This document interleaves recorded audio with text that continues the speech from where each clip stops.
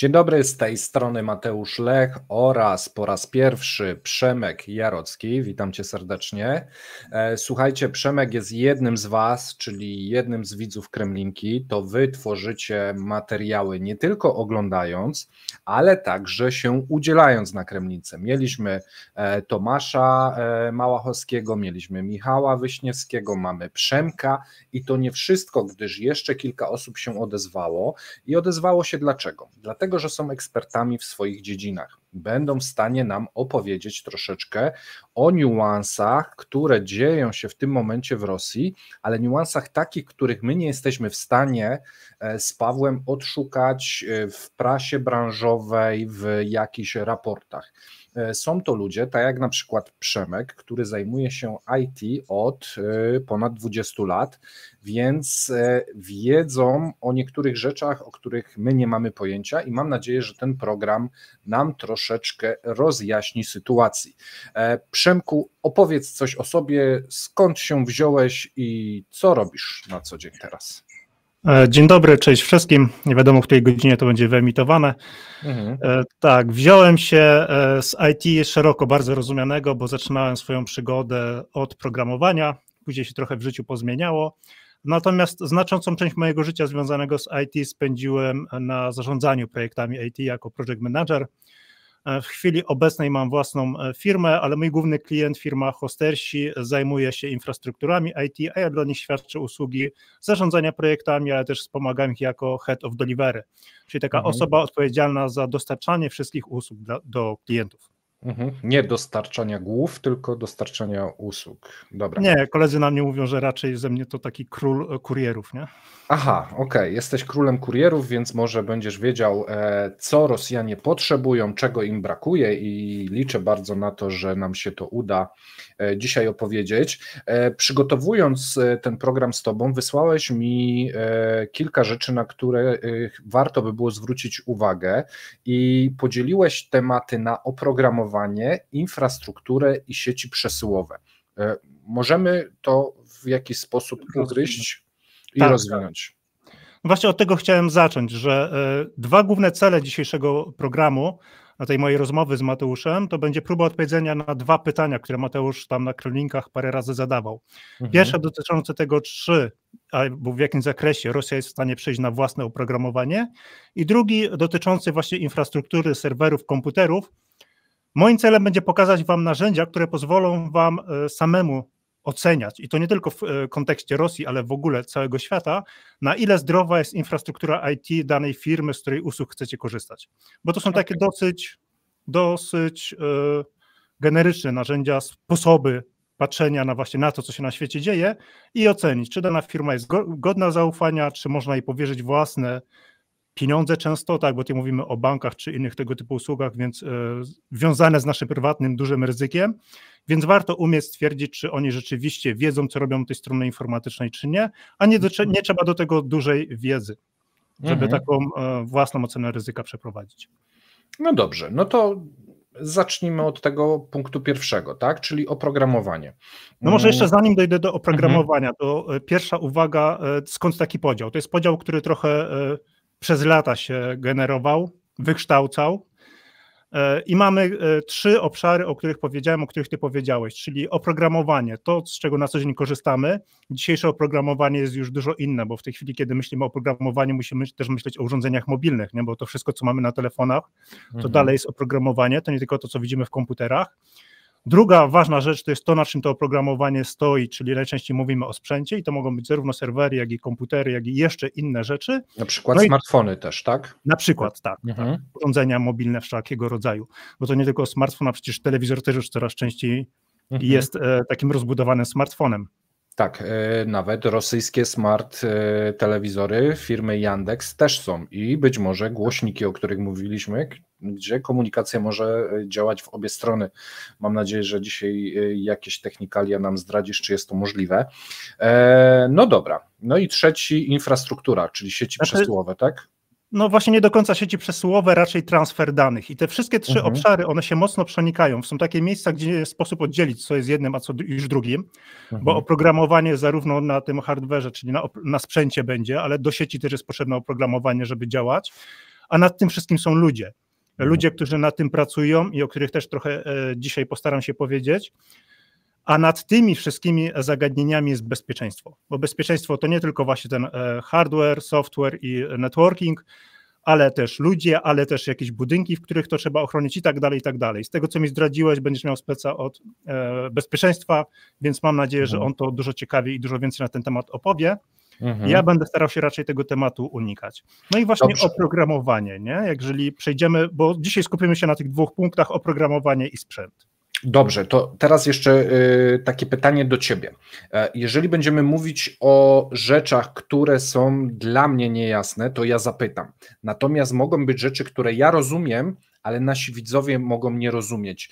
Czy mogą zadawać Ci pytania w komentarzach pod tym wideo, czy wejdziesz po premierze i w razie czego odpowiesz na jakieś często powtarzające się pytania, bo ja mogę tego nie wychwycić, a dla kilku osób może to być bardzo interesujące. Oczywiście bardzo chętnie, zresztą regularnie oglądam Wasze programy, więc czytam komentarze pod różnymi filmami, tym bardziej w filmie, w którym ja będę, bardzo chętnie przeczytam i odpowiem na wszystko, na co będę potrafił.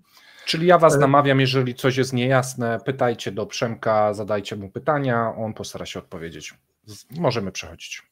No i teraz oprogramowanie. W kontekście tego oprogramowania padło parę razy stwierdzenie, że któryś deputowany Dumy mówił, że Rosja powinna przejść na własne oprogramowanie. Tak.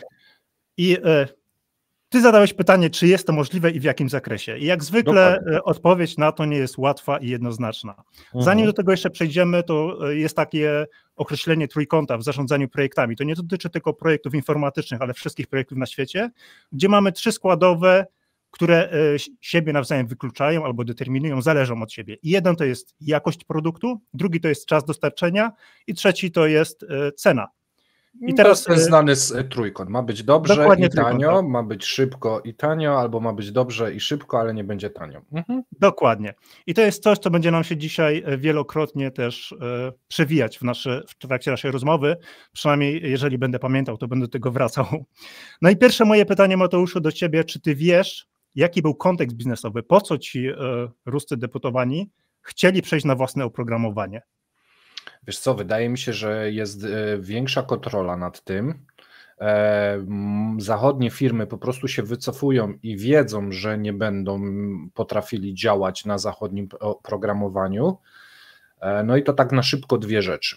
Jeżeli mi coś podpowiesz, to... Nie, okej, bo to trochę zgadujesz, nie? W kontekście tego, co się w Rosji dzieje, ja też mam podobne uczucia, też podobnie zgaduję.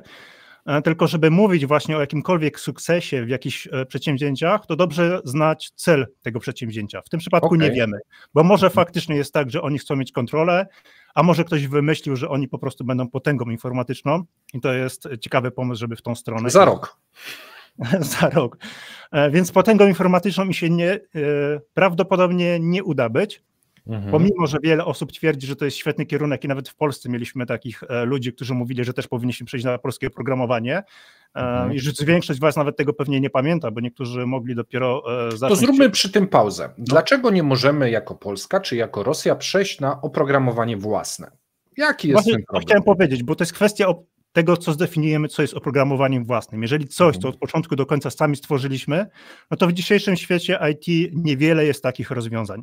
Duże oprogramowanie, z którego korzystamy, tworzą duże koncerny międzynarodowe, które mają specjalistów z całego świata. Często ci specjaliści pracują też na całym świecie. To nie jest tak, że oni siedzą w jednym miejscu, tylko są rozproszeni, no bo tak jest łatwiej, tak jest lepiej, tak jest taniej. Trzeba odpowiednią ilość specjalistów znaleźć, a rozumiem, że ciężko znaleźć odpowiednią ilość specjalistów w jednym kraju, więc jako, że większość tych specjalistów zna na przykład język angielski, a bardziej chyba język programowania tu jest potrzebny niż język angielski, to wtedy można ich rozsiać po świecie, ale wyłapać te najbystrzejsze jednostki, tak? O to chodzi. W świecie idealnym tak, w naszym świecie chodzi o pieniądze przede wszystkim, nie?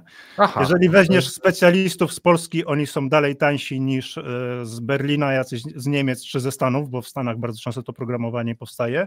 A z drugiej strony, ponieważ w Stanach nie ma tak silnych związków zawodowych i niektórzy pracują w stand-upach albo w jakichś znanych firmach tylko po to, żeby sobie budować tą mityczną, legendarną CV-kę, więc robią za grosze i to w różnych momentach czasu, przy różnym stopniu zaangażowania w oprogramowanie będziemy mieli takie przepychanki między różnymi tymi siłami ekonomicznymi, a zawsze na końcu chodzi o to, żeby mieć jak najtańszego pracownika, który za pieniądze, które mu damy, wykona jak najlepszą robotę. Nie? I ktoś biznesowo kalkuluje, że w tej chwili opłaca się mieć ludzi z Europy, czy tam jeszcze bardziej na wschód, bo związane z nimi ryzyko jest małe, a są tańsze. A w innym projekcie albo w innym okresie czasu będzie przesunięcie w inną stronę. Rozumiem, czyli im wyższe ryzyko, im projekt jest bardziej tani, tym bardziej się korzysta z siły roboczej danego kraju, gdyż jest bezpieczniejsza na wycieki, na jakieś, wiesz, szpiegowanie? Nie, niekoniecznie. To już się tak bezpośrednio nie przekłada, nie? To raczej właśnie chodzi tylko o pieniądze i dostępność danej technologii. Bo to niby cały świat pracuje na tych samych językach programowania czy narzędziach, ale bywają takie regionalne przyzwyczajenia, regionalne jakieś umiejętności, że bardzo często wynika to z tego, że jak jedna osoba się nauczyła dobrze, wokół niej buduje się jakaś grupa ludzi, których ona szkoli, które tam się szkolą wzajemnie doskonale, im powstaje taka enklawa właśnie, która się specjalizuje w czymś, nie? Czy kojarzysz, czy Rosjanie mają takie enklawy? Czy mają dobrych speców? Mają, tak? Tak, do tego chciałem przejść za chwilę, ale to jak już pytasz, to możemy od razu powiedzieć, że mają, dużo z nich rozbiegło się po świecie. Rozbiegło w cudzysłowie, oczywiście, oni się rozjechali, bo im się opłacało to ekonomicznie. Bardzo dużo Rosjan pracowało swego czasu w Berlinie. Był ciekawy schemat, bo to w ogóle jest anegdota, która, może w sumie zrobię teraz taką małą przerwę, właśnie anegdota związana z firmą, która współpracowała z Rosją. To było jeszcze nawet przed atakiem na Donbas, czyli w ogóle przed 2014 rokiem, nie? Kiedy jeszcze wszyscy Rosję traktowali jako w miarę cywilizowany kraj. Wyobraź sobie, jest firma informatyczna, która dostarcza oprogramowanie na całym świecie i też startują z projektem w Rosji, więc potrzebują jakichś programistów z Rosji głównie po to, żeby przystosować, tam chyba o prawo też chodziło lokalne, więc ktoś, kto zna prawo lokalne im pomoże. Oczywiście kwestia tłumaczeń języków. No i każdy kraj ma trochę inne przyzwyczajenia, więc coś, co się nazywa tym interfejsem użytkownika, czyli to, co widzimy, bywa przy tych zaawansowanych oprogramowaniach, bywa tak, że w różnych krajach wygląda inaczej, bo różne nacje mają różne przyzwyczajenia, różnie na to patrzą, różnie czytają. Skrajny przypadek, który możemy sobie wyobrazić, to taki, że my czytamy od lewej do prawej, a przecież są narody, które czytają albo z góry na dół, albo od prawej do lewej. Tak. I oni muszą mieć wtedy ten interfejs użytkownika trochę inaczej zbudowany z różnych powodów. Okej, rozumiem. No i właśnie jest taka firma, która buduje oprogramowanie, stają się rozpoznawalni na świecie, chcą wejść na ten rynek rosyjski. Jedzie tam dwóch chłopaków, którzy mają rozmawiać, właśnie pokazać jakieś demo tego oprogramowania, które działa. No i oni idą z ludźmi, z którymi tam będą pracowali, bo to jest kontrakt, jest wynajęta jakaś rosyjska firma, z którą będą współpracowali, więc z tamtymi deweloperami oczywiście idą na integrację. I w pierwszej kolejności, jeśli dobrze pamiętam, to były im podstawione prostytutki, z których nie skorzystali chłopaki, no ale alkoholu już nie odmówili. No i w trakcie powrotu z imprezy, na szczęście oni się nie upodlili kompletnie, oni byli w dobrym stanie, że tak powiem, wracali do hotelu. Podjechały do nich służby, zgarnęły ich, okazało się, że chłopaki dostali podejrzenie o szpiegostwo gospodarcze. Tylko tak się stało, że jeden człowiek, który z nimi był właśnie z tej rosyjskiej firmy, powiadomił polskiej ambasady czy konsulat, to chyba było w Moskwie, więc chyba do ambasady bezpośrednio trafił, więc bardzo szybko dało się chłopaków wyciągnąć, ale ich byli polscy Polscy, dwóch ludzi z Polski, tak. Okej, dobra. Chłopaków się dało bardzo szybko wyciągnąć, ale ich komputery już nie. Bo podejrzenie o szpiegostwo gospodarcze i z tego, co pamiętam, te komputery chyba po pół roku dopiero ambasada wyciągła i nawet nie wiem, czy to te same komputery dostali. Okej. Ja myślałem, że my tu będziemy o IT, a tu jest szpiegostwo, prostytutki. Odcinek zapowiada się bardzo ciekawie. Tak wygląda IT niestety współczesne. Czyli współczesne IT to jest taka trochę gra szpiegów, chcesz mi powiedzieć? Kurde, że ja prędzej na to nie wpadłem, a ja dzieciom opowiadam, że ja w domu maile przesyłam w pracy, że taka nudna praca, no. Ale tak, w dużej mierze tak, bezpieczeństwo w dzisiejszych czasach to przede wszystkim hakowanie ludzi, ale to, tak jak mówię, nie? Security osobny temat i przy innej okazji możemy o tym rozmawiać. I do czego piję? Chłopaki wrócili, ten człowiek, który ich uratował, miał z nimi kontakt, tak naprawdę on ich uratował, on ich wyciągnął, bo bez jego interwencji nie wiadomo, kiedy by ich firma się dowiedziała, że oni siedzą i kiedy tam konsulat by ich był w stanie wyciągnąć. Mieli z nim kontakt, dobry kontakt. On za chwilę, bardzo szybko po tym incydencie chciał z nimi pracować, przyjechać do Polski do pracy i po pół roku przyjechał do pracy do Polski, ale ta firma go nie wzięła, ponieważ mieli podejrzenia, czy on aby na pewno był takim Samarytaninem. Bez strony, czy... Aha, legendowanie agenta. Coś w tym stylu. Ja jestem świeżo po całym serialu Zawód Amerykanin o rosyjskich szpiegach w Stanach. Jak zacząłeś mi to opowiadać, ja mówię, no to jest jeden z tych odcinków przecież. No dobrze, no to widzę, schemat działania służb jest od lat bardzo podobny i tam było też takie, że na dobrego Samarytanina też w ten sposób działano, więc okej, teraz wracając do tego... Czekaj, żeby kończyć, bo on nie wrócił do tej firmy i on bardzo szybko znalazł pracę w Niemczech. On w Polsce raptem rok chyba spędził, tylko tyle, żeby nabyć tam jakieś papiery i kolejną umowę o pracę i później wyemigrował do Niemiec, do Berlina i w Berlinie właśnie tam była taka duża enklawa programistów pochodzenia z Rosji, z Białorusi. Oni się trzymali razem ze względu na podobieństwo języka. I tworzyli mocne grupy, które tworzyły startupy, które tworzyły oprogramowanie. Okej. Część tych ludzi została w Rosji, bo koszty życia tańsze, nie? To tak samo jak Polacy, jak dostają ofertę pracy ze Stanów, to wielu to jest takie niepoliczalne, nie? Ale znam osoby, które pracują dla pracodawców amerykańskich, dostają wynagrodzenie amerykańskie, bo im się to opłaca i pracują po nocach, bo u nas wtedy jest zazwyczaj tam późny wieczór albo wczesny ranek, zależy, które to wybrzeże z kim współpracują, ale im się to opłaca, żeby zdalnie pracować, żeby nigdzie nie jechać, bo koszty utrzymania dużo niższe, nie? No więc tak. Lepiej te dolary wydawać w Polsce niż w Stanach. A jeszcze, jeżeli przyrównamy to do Rosji, to zdecydowanie, natomiast ci ludzie są narażeni tak jak ci Polacy. Była próba wciągnięcia ich w jakieś uwikłanie takie ze służbami, no to ci pracownicy, rozumiem, też mogą być uwikłani nawet wbrew swojej woli. Chcieliby dobrze, natomiast jakiś szantaż, jakieś groźby i wtedy mogą wyciągać informacje. No i powiedz mi, bo troszeczkę odbiegliśmy od tego tematu, a powiedziałeś, że są tworzone w Rosji te enklawy i to są dobrzy programiści, dobrzy informatycy. No i okej, masz taką grupę kilkudziesięciu tysięcy czy kilkuset tysięcy dobrze wykwalifikowanych informatyków. Co oni mogą zrobić? No bo rozumiem, że inaczej może. Jakie oprogramowanie jest nam niezbędne, jeżeli chodzi do funkcjonowania kraju? Nie mówimy o aplikacjach randkowych, że trzeba to zastąpić, bo to można całkowicie wyrzucić, natomiast na pewno są jakieś oprogramowania logistyczne do infrastruktury, obsługi i tak dalej. Rozumiem, że ci ludzie muszą teraz stworzyć takie alternatywy tego? No właśnie tak. I tutaj jest teraz ważne pytanie, jaki zakres ma być tych systemów, które mają być dostarczone lokalnie. Bo z jednej strony mamy te końcowe narzędzia, o których mówisz, które są niezbędne do funkcjonowania. Powiedzmy taki program bankowy, nie? Napisanie programu bankowego od zera to nie jest łatwa rzecz. Znam firmę, która się z tym mierzyła przez 5 lat, bardzo duży międzynarodowy bank, stworzył własny zespół międzynarodowy, wydał na to kupę pieniędzy, by mieli spory budżet i po 5 latach stwierdzili, że to, co oni stworzyli, im się zupełnie nie opłaca, te pieniądze dużo efektywniej by było przeznaczyć na to, żeby wykupić jakiś startup. Jakąś licencję taką na to. Kogoś wykupić i tam to przerobić na swoje potrzeby. Okay. A to było w okresie jeszcze przedpandemicznym, kiedy dużo banków miało ten problem, że funkcjonowało na starych systemach, które wymagały starych serwerów od jednego konkretnego dostawcy. Więc wymierali ludzie, którzy się na tym znali. Nowi nie chcieli się uczyć, bo widzieli, że to jest takie wąskie gardło, nie? Bo ja się nauczę tego systemu, ale ten system pewnie za chwilę się skończy.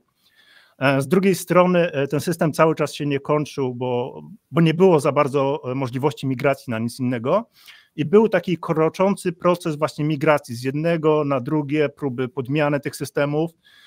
Czy wiesz, na jakim etapie to jest teraz w Polsce, a na jakim etapie jest to teraz w Rosji? Bo to jest ciekawe w sumie. Do tego dążyłem, tak, że przed pandemią większość systemów w Polsce została zmigrowanych. Te korowe systemy wszystkie zostały zmigrowane na jakieś nowe wersje, ale nie wszystkie. Są banki, które dalej funkcjonują na tych starych systemach i cały czas migrują, ale te nawet tak zwane stare systemy to już są nowe wersje serwerów, zaktualizowane oprogramowanie, ale w każdym z tych, czy to banki, czy to wszystkie generalnie instytucje, w których mówimy o ubezpieczeniach, o pieniądzach, one podlegają wymogom, czy to KNF-u, czy tam innych regulatorów, którzy mówią, przez ile lat musimy przechowywać dane do celów raportowych w razie jakichś roszczeń. I to mówimy o 15-20 latach, a w przypadku nawet systemów emerytalnych jeszcze dużo, dużo dłużej, nie? Mhm. I bywa tak, że te stare systemy, nie opłaca się ich w żaden sposób przepisywać na nic nowego, nawet nie ma za bardzo jak, więc one są w takich odizolowanych od internetu enklawach, czyli stoi jakiś gdzieś tam serwer starego typu, jest utrzymywany przy życiu tylko po to, że jak zapadnie od regulatora zapytanie, kto coś w jakimś czasie tam robił. To robi to teraz troszeczkę za taki safe, tylko że cyfrowy. Tak. Że tylko sięgasz tam. Nie do końca safe cyfrowo, on jest taki fizyczny safe, nie? Że żeby wyciągnąć z niego dane fizyczne, ktoś musi podejść, bo jak otworzysz to na internet, to jest duże ryzyko, że ktoś ci to zhakuje, włamie się. Bo tutaj jest ryzyko tych starych systemów, niezależnie czy to są systemy operacyjne będą, czy jakieś programy narzędziowe, czy programy do tworzenia programów, najprościej się na nie włamać w momencie, kiedy znasz podatność. Podatność to jest wtedy, jak wiesz, siedzi gdzieś tam jakiś haker, gdziekolwiek on siedzi, znajduje w systemie dziurę i wysyła do producenta informację, słuchaj, macie taką podatność. W taki sposób można wejść do waszego systemu. Więc producenci przygotowują łatkę, wypuszczają aktualizację, my ją sobie wgrywamy i wtedy wychodzi informacja, że ta łatka zakryła taką podatność, idzie informacja ogólnie dostępna, nie? O podatności, która wystąpiła. I każdy, kto się nie zaktualizował, w tym momencie, kiedy wyszła ta informacja, jest podatny na to, że ktoś napisał jakiegoś prosty programik, który sprawdza, że masz tą podatność i przez nią wchodzi, bo wie jak. Okej, czyli tu rozumiem, troszeczkę liznęliśmy tego security, które będę rozmawiał z innym naszym gościem, natomiast inne zastosowania programów, jakbyś tak mógł poza tym. Ale tutaj właśnie jest bardzo ważne, że jeżeli chcemy przejść na własne systemy, zmigrować, to musimy zastanowić się, jaki duży zostawimy ten przestarzałe systemy, co z nimi zrobimy, w jakim okresie czasu musimy na nie zmigrować, kiedy nie musimy. Jeżeli ktoś mówi, że chce zmigrować całą dużą instytucję państwową na nowe systemy, na własne napisane systemy, to po pierwsze musi założyć, że 3 lata to jest minimum, ale w 3 lata to powstanie słabe oprogramowanie, pewnie bardzo podatne i z małymi funkcjonalnościami. 5 do 7 lat to jest taki okres, kiedy stworzymy oprogramowanie, które zapewnia nam wszystkie aktualne funkcjonalności, będzie bezpieczne, no i będzie przyjazne dla użytkownika, nie?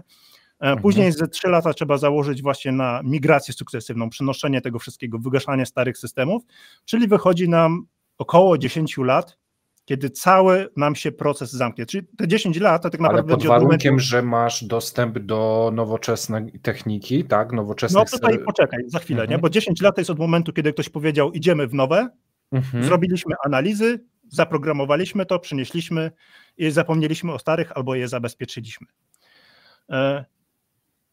I prawdopodobnie dostaniemy system porównywalny do tego, co mamy teraz. Oczywiście zakładając, że system, który ma ten, który mamy teraz, będzie, powiedzmy, że migrację mamy za 3 lata, więc ten, który mamy teraz za 3 lata, będzie miał nowe funkcjonalności, więc ten nasz nowy system, na który się migrujemy, też musi gonić ten rynek, nie? Ale zakładamy, że jeżeli mamy pieniądze, zasoby ludzi, zasoby w sensie takim właśnie, że miejsce, gdzie możemy to postawić i ludzi, którzy nam to oprogramują, zmigrują, zaplanują to wszystko, to powinno nam się udać. Czyli punkt pierwszy ludzi mają, tak? Teoretycznie. No właśnie, tu jest pytanie, czy mają, bo to od czego zaczęliśmy, nie? Ta migracja Rosjan na zachód. Oni pracowali dla Zachodu, część z nich tam gdzieś po drodze migrowała, ale jak faktycznie Rosja zaczęła wojnę z Ukrainą, nawet po wejściu do Donbasu, to nie pamiętam, czy tam dużo ich zmigrowało, czy nie, chociaż wydaje mi się, że tak, bo nagle mieliśmy dużo ofert pracy z tego kierunku. Ale jak już zaczęła się wojna i zaczęli mówić o tej rekrutacji, to oni masowo uciekli, bo to są ludzie, którym było najprościej uciec. Znają język, mają zawód, często pracują dla zachodnich korporacji. I to zawód, który, wiesz, kasowo na pewno są w stanie się urządzić w każdym miejscu na świecie. Tak. I to nawet nie dotyczy osób, które stricte pisały programy czy zarządzały infrastrukturami, ale ludzie, którzy potrafili filmy składać, grafikę robić, cokolwiek związanego z informatyką, nie? Wszystko, co byli w stanie robić dla innych firm, to robili. Wielu z nich pisało programiki proste, narzędziowe, tak jak ostatnio przy próbie nagrywania tego rozmawialiśmy o programie do montażu wideo. Jak robiłem research, właśnie szukałem, nie, jakiegoś programu taniego i dobrego, to znalazłem całkiem sporo rosyjskich. ale z nich nie korzystałem ze względów bezpieczeństwa, bo się boję tak samo jak nie korzystam z chińskich. Nie? Szkoda mi czasu na sprawdzanie. By default, czyli domyślnie nie korzystam, szukam innych rynków, zresztą po co wspierać reżim finansowo z moich pieniędzy. Okej, rozumiem.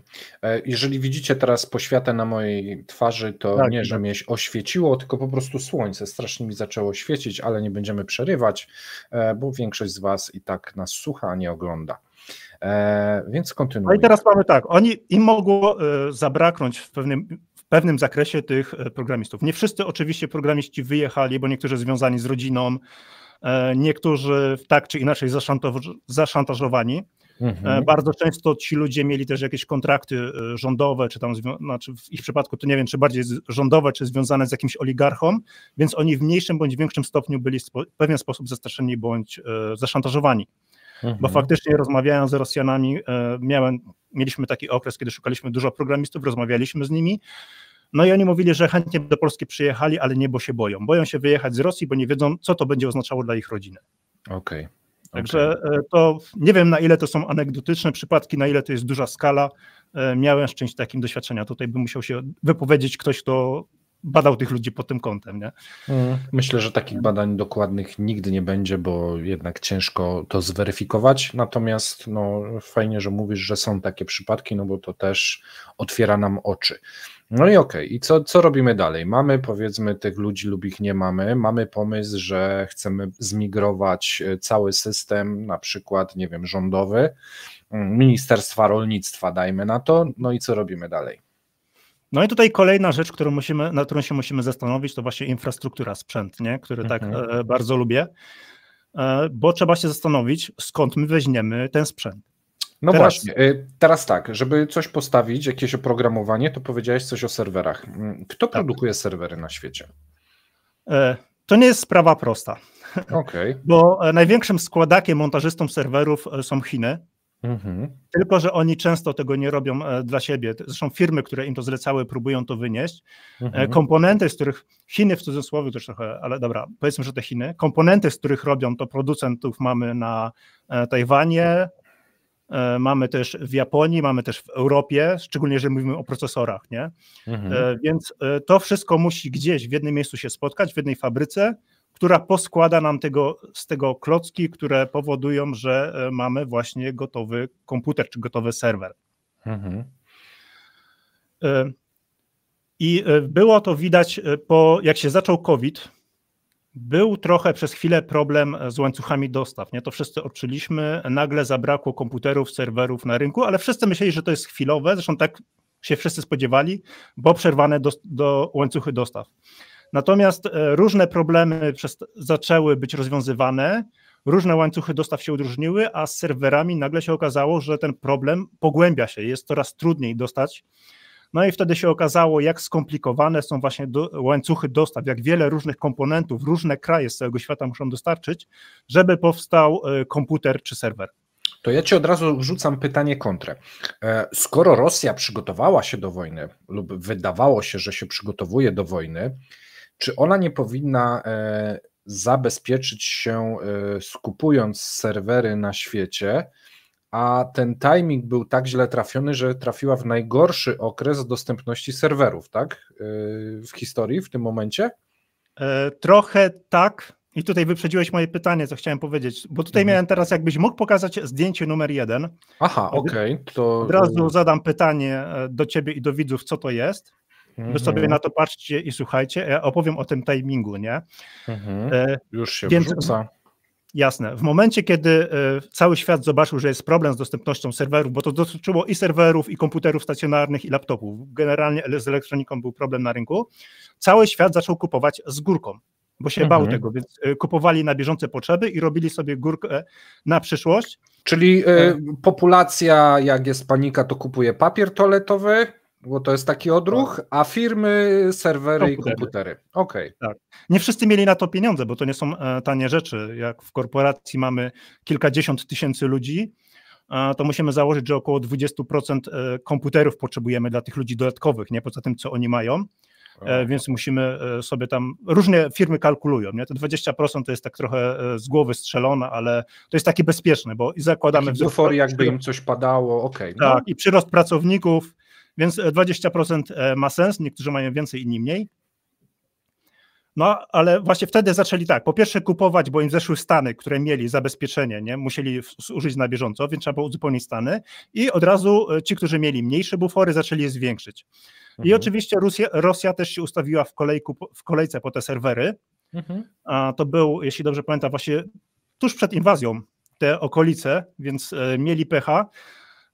Na szczęście dla nich, oni wtedy mieli dużo pieniędzy, więc mogli sobie pozwolić na to, żeby się wepchać i przepłacić. Tylko z Rosją jest taki problem, że oni kupują trochę inne serwery niż świat. Ale wróćmy do tego naszego zdjęcia. Czy ty wiesz, co to jest? Tu chyba kontenery się palą, jeżeli dobrze widzę, czy coś innego? Tak, te kontenery to się nazywają serwerownia. Okay. I to, co ciekawe, nie jest atak dronowy, to jest serwerownia, która spłonęła w Europie z powodu bardzo trywialnej wręcz awarii. Niedopałków? Awarii zasilania. Proszę? Niedopałków nie. Nie. Awaria zasilania w takim miejscu, że nikt by nie pomyślał, że tam się coś może stać, dlatego nikt nie przewidział, nie? Okay. No i w wyniku tego, to było głośne w branży, w wyniku tego pożaru parę firm przestało istnieć, bo miały źle przemyślane backupy, czyli system bezpieczeństwa, o tym jeszcze za chwilę później powiemy. Aha, okej. Tak, wielu firm na jakiś czas funkcjonowało gorzej. Nawet użytkownicy jednego portalu handlowego, który jest w Polsce bardzo popularny, też mieli problemy, ale to nie ten portal miał problemy, tylko jedna firma, która robi dla nich tam obsługę pewnych usług, miała tam właśnie serwery i one... Ale firma na A czy firma na O?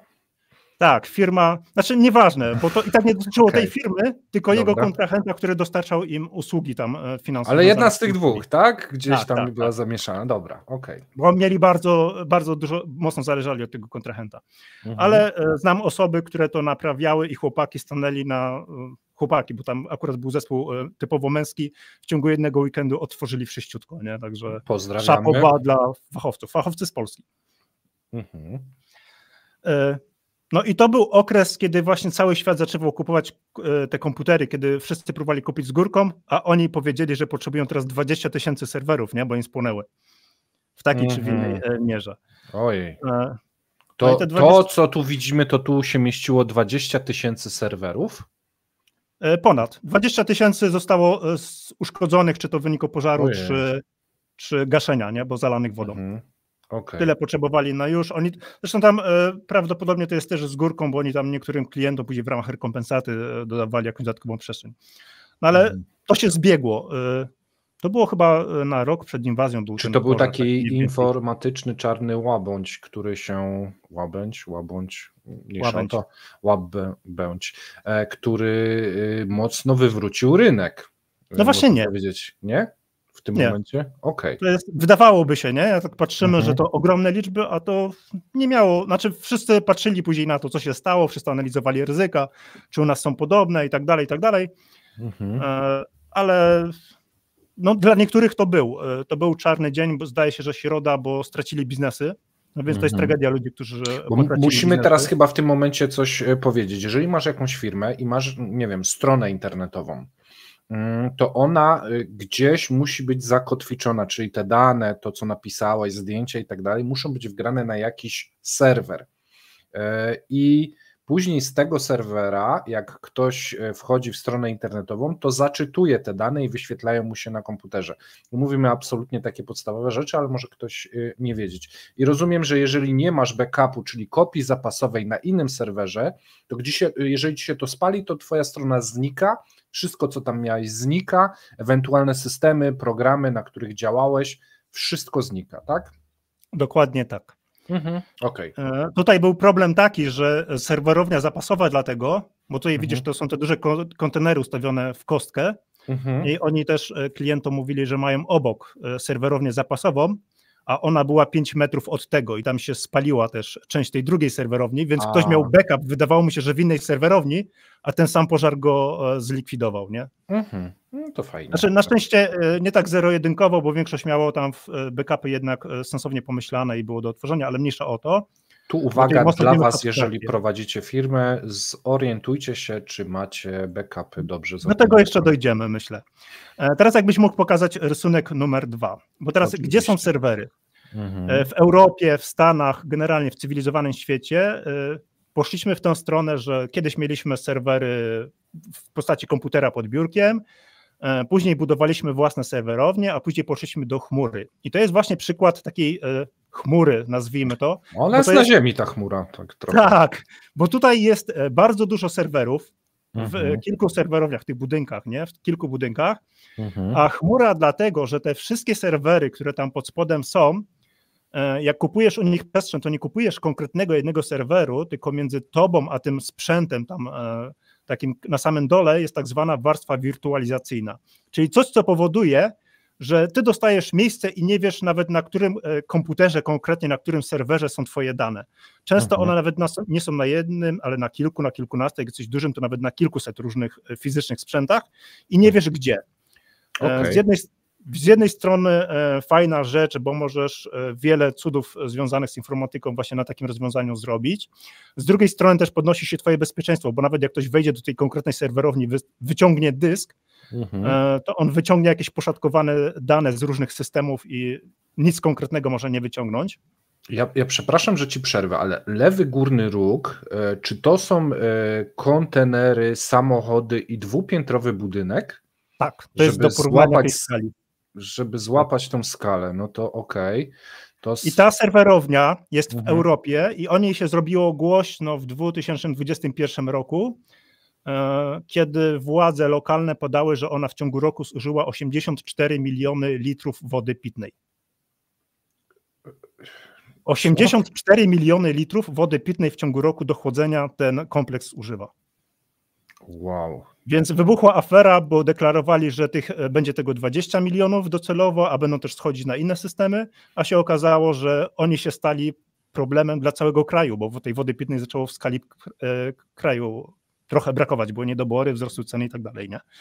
Wow. Więc jedna serwerownia, czy ten kompleks serwerowni ma wpływ na gospodarkę kraju pod różnymi względami. Jeżeli dobrze rozumiem, to też zasilenie w prąd. To jest drugi temat, tak, bo taka serwerownia potrzebuje dużo prądu, im nowocześniejsza, tym więcej i buduje się ją tak, żeby ona miała dostęp do różnych źródeł prądu. Więc, no tak. Więc fajnie, jeżeli ona ma w pobliżu elektrownię, nie jedną, ale dwie, gdzie niezależnymi kablami idzie ten prąd, bo łatwo wyłożyć wtedy jedną serwerownię, jak ona ma jedno źródło prądu, nie? Bo to przycinasz jeden kabel, oczywiście w cudzysłowie, bo ten kabel nie jest tak łatwo przeciąć, ale koparka już sobie da radę. No i wszystkich od prądu odcinasz i ile oni tam na własnym zasilaniu pojadą, to pojadą, ale generalnie za chwilę im się to może skończyć. Okay. Więc musi mieć dwa zasilania prądu. Co więcej, ona też potrzebuje... Teraz mi się pojawia już od razu jakaś lampka w głowie. Mamy Rosję, ona chce... Poczekaj, do Rosji jeszcze przejdziemy, bo to będzie właśnie temat, nie? Okej. Do tego potrzebujemy teraz kilka wejść internetu, bo znowuż, jak mamy taki duży kompleks... No jak gniazdko w ścianie, no jest wejście, no. Tam też są gniazdka w ścianie, tylko trzeba ich kilkaset tysięcy, nie? Nawet w milionach liczonych. I co, do tych gniazdek w ścianie musimy ten internet światłowodami pociągnąć, najlepiej kilkoma, żeby znowuż nie było, że jeden gdzieś nam tam się przerwie, popsuje, czy trzeba zrobić naprawy i nam się wyłącza, nie? To więc kilka dojść tego internetu potrzeba. No i to się znowuż planuje w skali często kraju, nie? W przypadku krajów europejskich, które są małe, to w skali całego kraju się infrastrukturę informatyczną planuje w taki sposób, żeby właśnie być niezależnym internetowo i prądowo od różnych dostawców i jeszcze się myśli o jakichś rozwiązaniach backupowych na wypadek czego. I każdy rozsądny przedsiębiorca zastanawia się właśnie, gdzie umieścić swoje dane, tak żeby w przypadku jak na tą, nawet powiedzmy, że jest ta duża, rozległa serwerownia, ale jak tam spadnie dobra bomba, to wszystko pójdzie w diabły, nie? No właśnie, więc... bo tu mamy budynki, rozumiem, że te budynki nie stoją tam komputery, tylko stoją jeszcze gdzieś pod ziemią, czy coś? Czy to nie, już... w tych budynkach. To za chwilę też możemy pokazać, nie? Bo za chwilę będę mówił, jak to powstaje i dlaczego tego nie ma w Rosji. No i wyszła, w Polsce to się nazywała rekomendacja KNF-u, to była pierwsza, teraz mamy już trzecią, ale pierwsza jest taki system właśnie, który mówi o poziomach serwerowni, na ile one są bezpieczne, co muszą spełniać i tak dalej. Ten system to jest po angielsku tier się nazywa i tier 3, czyli po polsku powiemy tier 3, bo bo tak się po polsku najczęściej w branży mówi. I ten trzeci poziom, który był rekomendowany przez KNF, mówi, że swoje dane finansowe musisz trzymać w 2 miejscach oddalonych o co najmniej 50 km od siebie. Okay. Bo jak spadnie atomówka, to na 50 km nie sięgnie, więc masz to zabezpieczenie. Nie? Tak, oczywiście trochę śmieszkując, trochę przykro mówiąc, ale tak się to tłumaczyło. W tej chwili firmy bardziej rozwinięte, bardziej dojrzałe informatycznie już mówią o innych tirach i innych odległościach, ale się do dzisiaj przyjęło, że te 50 km dla małych, średnich przedsiębiorstw to jest niezbędne minimum, nie? Żeby mieć sensownie dane przechowywane i zabezpieczone. No bo to nawet w przypadku dużej awarii prądowej wyłączy ci całe miasto i co z tego, że masz backup, jak nie możesz nigdzie go otworzyć, bo wszystko ci dookoła nie działa, nie? Okej. Więc takich kompleksów w ramach tak zwanych chmur mamy kilkanaście, kilkadziesiąt, kilkaset, nie? Zależy jak chmura, jak duże kompleksy, rozrzucone po całym świecie, po różnych krajach, ale ich nie ma w Rosji. To ja mam pytanie do ciebie od razu, zanim przejdziemy do Rosji. W zeszłym roku chyba Microsoft zapowiedział, że dużą inwestycję właśnie taką chmurową będzie w Polsce otwierał i tak dalej. To oznacza, że wybudują takie małe miasteczko, które potrzebuje potężnej ilości prądu i wody, tak? Tak. Okej. No i tam właśnie dużej ilości prądu, wody i Microsoft bardzo dużo zrobił szółką wokół tego, co buduje, a tak naprawdę trochę wcześniej powstała tak zwana chmura krajowa. Jakkolwiek polityczny był ten projekt, nieważne, ale to też jest właśnie taki duży kompleks. Nie? W Polsce mamy zresztą całkiem sporo różnych innych serwerowni. Niektóre z nich oferują usługi chmurowe i jak ktoś wie, czego szukać, wie, gdzie szukać, jeździ, to może sobie takowe wypatrzeć. Czy w tym momencie to są tak newralgiczne punkty, że one powinny mieć, nie wiem, jakąś ochronę systemów przeciwlotniczych, czy coś takiego, twoim zdaniem? To jest właśnie dobre pytanie, bo z jednej strony warto by było, tylko że z drugiej strony zakładamy, że nawet jak temu coś się stanie, to mamy dane gdzieś indziej, albo jesteśmy w stanie, tak mamy zbudowany system, że się zabezpieczamy, więc taniej jest jednak mieć dane rozproszone, niż skupić się na obronie jednego gniazda, nie? Okej, dobra, to chciałem wyjaśnić. Ale jeżeli jesteśmy na granicy wojny, tak jak my teraz tutaj mamy za granicą wojny i czasami coś do nas wpada, no to warto by się zastanowić, czy nie mamy w Polsce jakichś takich centrów, które by trzeba było w ten sposób zabezpieczyć, bo tam są na przykład jakieś ważne dane rządowe. Newralgiczne dla funkcjonowania kraju. Dokładnie. Okej, dobra, to wracając do Rosji. Security, tak. I teraz tak, jak otworzysz punkt trzeci, to zdjęcie trzecie, teraz zobaczymy sobie, jak taka serwerownia wygląda wewnątrz. Często się mówi w branży, że właśnie w serwerowniach są alejki, kupuje się całą alejkę, czyli nie kupujesz określonej liczby serwerów, tylko taką alejkę. I to jest właśnie taka... Wygląda jak normalny biurowiec w tym momencie, to nie widzę. Tylko że w tych pokojach po lewej i po prawej stronie nie siedzą ludzie, chyba tam na piętrach mogą jacyś siedzieć, ale tam stoją serwery. Okej. I jak kupujesz, jak na zdjęciu czwartym zobaczymy właśnie takie serwery już nie w alejce, tylko stojące trochę luzem w szafach. Od razu wrzucić, tak? Czwórkę? Tak, proszę pokaż tą czwórkę.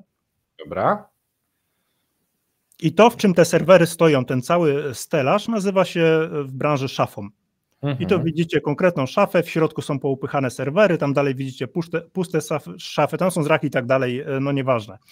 Natomiast cała ta alejka, którą widzieliśmy przed chwilą, zawiera właśnie takie szafy z serwerami, zawiera do nich zasilanie, zawiera okablowanie i zawiera też podstawową infrastrukturę internetu. I jak zamawiamy serwerownię, to podajemy konkretne parametry, jak duże to ma być i na ile serwerów być, albo ile mieć alejek. I są na świecie fabryki serwerowni. Oni budują taki gotowy kontener, który przyjeżdża ci na miejsce i z tych kontenerów składają ci później większy. I tak robi w dużej mierze cywilizowany świat. To są oczywiście rozwiązania drogie. Drogie z tego powodu, że z tym sprzętem, który dostajesz, on jest wysokiej jakości, przynajmniej w teorii, a często w praktyce on jest naprawdę wysokiej jakości. Dostajemy od razu gwarancję producenta i support. Nie? Jak coś ci się popsuje, to przyjeżdża producent i naprawia. Jak masz informację, że wstawisz w taką jedną alejkę określone obciążenie prądowe, no to ona ci to wytrzymuje, jeżeli tylko nie przekroczysz tego obciążenia. Czyli rozumiem, jest kilkanaście dobrych, wyspecjalizowanych firm na świecie, które się specjalizują w takich właśnie serwerowniach na dużą skalę, tak? Tak, tak. Że to jest takie dosyć wąskie gardło, tak jak z Tomaszem rozmawialiśmy Małachowskim odnośnie firm serwisujących te pola naftowe, że jest ich zaledwie kilkanaście w branży, to czy tu w serwerowniach też mamy takie wąskie gardło? No właśnie, jeżeli chcemy mieć profesjonalną serwerownię dobrej jakości, to tak, bo zamawiamy i czas oczekiwania na tę zamówioną przez nas serwerownię, to zależy od tego, jaka jest koniunktura na rynku, może być od 6 miesięcy do 3 lat. Okej. Ale to jest ta górna półka, nie? Ci najwięksi gracze właśnie tak serwerownie budują, tak zamawiają, mają specjalne tam zapotrzebowanie ustalone z góry na ileś lat do przodu i im firma dostarcza, żeby się nie męczyć. Natomiast jak budujemy mniejszą serwerownię, taką innego jakiegokolwiek typu, no to możemy sobie sami postawić halę, sami pociągnąć kable, sami zadbać o zasilanie, o klimatyzację, nie? Bo te 84 000 litrów wody mówią o tym, jak bardzo to wszystko się będzie grzało i jak dużo trzeba później właśnie energii i innych zasobów na to, żeby to schłodzić. Bo to jest, ale Rosja ma wielką zmarzlinę na Syberii, to nie mogą sobie tam postawić? Mogliby, ale im się to nie uda, bo tam nie ma internetu. No mały problem, no tak, no dobrze. Amerykanie kombinowali znowuż, żeby podwodne serwerownie budować. Że czemu, skoro ekolodzy ich jadą za to, że podgrzewają nam temperaturę u góry, to oni sobie pomyśleli, że podgrzejemy wam oceany, nie zauważycie, nie? Ale to też miało swoje problemy technologiczne związane właśnie z serwisem, że jak tam po tą wodę schodzić, żeby to wymieniać.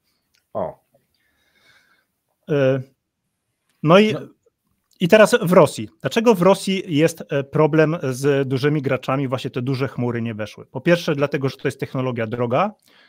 Po drugie, ta Rosja jest krajem rozległym, o czym często mówiliście, ale technologicznie to są kilka ośrodków, gdzie faktycznie jest duże zapotrzebowanie na usługi informatyczne i duża korupcja.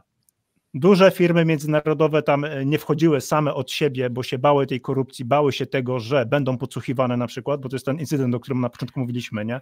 A tam podsłuchiwanie na wielu różnych poziomach się może odbywać i przy okazji security pewnie będziecie o tym rozmawiać.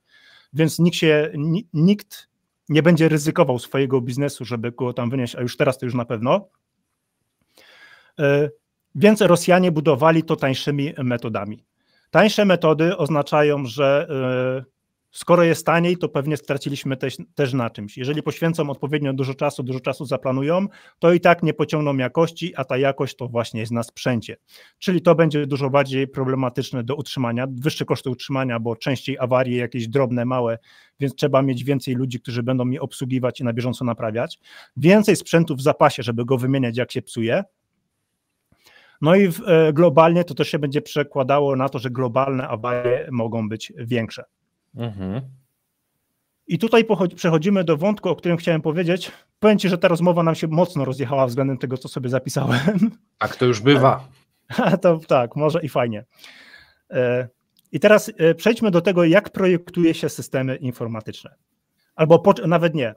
Jak rozpoznać, że system informatyczny jest dobry albo niedobry. Tutaj bym określił 3 poziomy. Wysoka dostępność, z angielskiego High Availability, HA, czyli skrót po polsku HA. Nie? Coś jest wysoko dostępne, są na przykład wszystkie systemy bankowe czy portale społecznościowe, z których korzystamy, bo my nie widzimy, że tam akurat ktoś robi jakieś aktualizacje, ktoś wymienia sprzęt, ktoś wymienia oprogramowanie.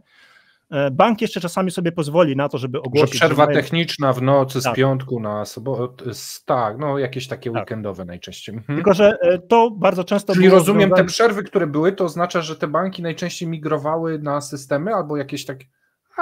no to bardzo też często było tak, że jakaś część była przenoszona na zupełnie nowy system, nie? Bo to jest właśnie ta część, która wymaga wyłączenia czegoś. Mogliby nie wyłączać, jechać na ryzyko, ale mało kto się podejmuje takiego ryzyka.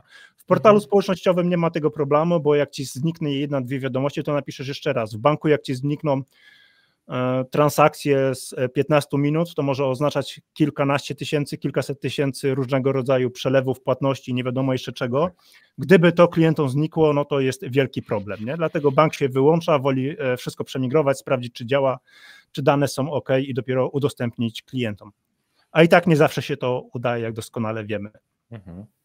No i tutaj mamy właśnie taki system, który jest dobrze zainwestowany, ma dobrze przemyślaną infrastrukturę i dobrze przemyślane oprogramowanie, bo to, że mamy rozproszone ten system, że on działa w kilku tych serwerowniach oddalonych od siebie, że jak w jednej zabraknie internetu czy prądu, to my nie widzimy tego na jakości, nie, bo dalej korzystamy z tych usług, to się wiąże też z tym, że oprogramowanie jest napisane tak, że jest w stanie to obsłużyć.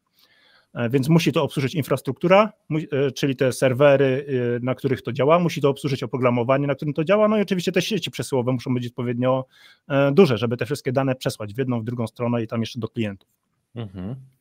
Jeżeli widzimy, że coś, co cały czas działało, nagle ma problemy, no to możemy się zastanowić, czy to ma problemy dlatego, że zapowiadali wcześniej i faktycznie jest maintenance, czyli te prace jakieś serwisowe, nie, jak to w przypadku naszych banków jest, czy innych dużych organizacji, które są zaplanowane, dobrze działają, czy to wyskoczyło z nienacka. Jeżeli wysoka dostępność wyskakuje z nienacka i pojawia się to często w informatyce to będzie, w tego typu informatyce to będzie kilka razy w roku, to znaczy, że oni nie radzą sobie z wysoką dostępnością. To ja mam tak z YouTube'em. Oni mają co chwilę jakąś awarię, a to nie można czegoś włączyć, a to jest niedostępna statystyka. Czyli rozumiem, YouTube nie ogarnia. Nie, YouTube jest, to jest trochę dużo bardziej skomplikowane, bo to jest duży system i oni wprowadzają aktualizacje na wybranych obszarach. Często też my, Polacy, jesteśmy dla nich kanarkami. Kanarek, czyli użytkownicy, na których się jakieś rozwiązania testuje i oni nasz rynek traktują jako mały i mogą sobie pozwolić na to, żeby coś niedopracowanego wrzucić takim Polakom, oni przetestują, znajdą im błędy, pokażą, co nie działa, a nawet jak coś nie działa im przez 1 czy 2 dni, no to Polacy popyskują, ale dalej z tego YouTube'a będą korzystać, nie? Okej. A oczywiście między tym mogły się przytrafić jakieś tam problemy, bo w przypadku takich dużych podmiotów, które działa 24/7 cały czas, a trzeba przecież tam gdzieś aktualizować, no to zdarzy się, że ktoś się pomyli, ktoś źle przetestował i faktycznie jakiś rzeczywisty błąd. Oni jadą na cały czas online, cały czas na żywym organizmie. Oni nie robią sobie przerwy, tak jak banki, tylko No właśnie. Rozumiem, zaczynam rozumieć, o co chodzi. No. To jest duże dla nich ryzyko, nie?